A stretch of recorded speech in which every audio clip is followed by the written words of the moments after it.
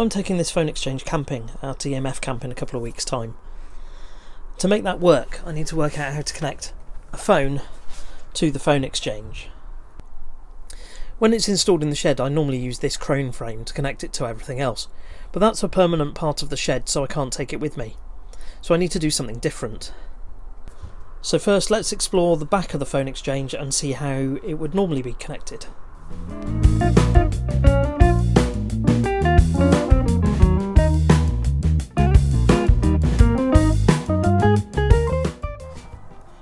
This tag strip on the back of the equipment is where every line that's available on the phone exchange is terminated, and they're in blocks of 10. So we've got 21 to 20, 31 to 30, 41 to 40, 51 to 50, 61 to 60, and some miscellaneous stuff on the end.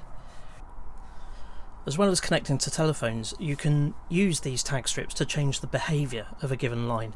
So while most of these lines connect to telephones, 38, 39 and 30 have had some connections cut here, which turns them into what are called tie lines.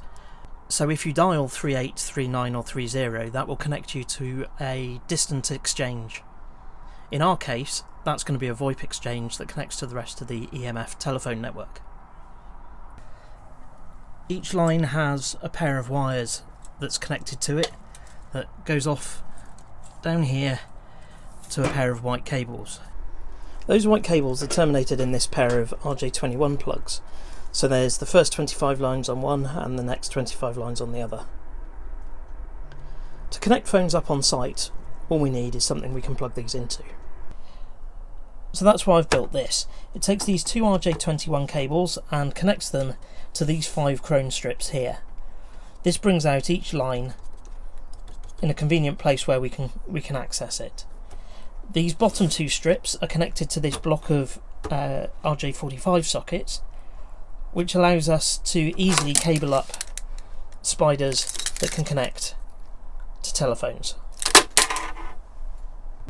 The bottom 2 sockets will be connected to demo phones so that people can play with the exchange, and they work a bit like this.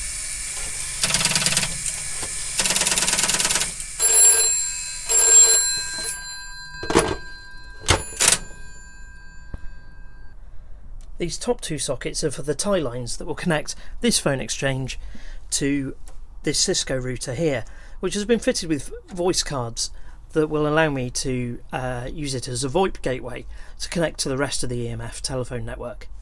If you'd like to see more about how I'm going to get this to a field in the middle of nowhere, drop me a comment or a like or a follow or whatever, you know the drill. And yeah, I'll see you in the next one.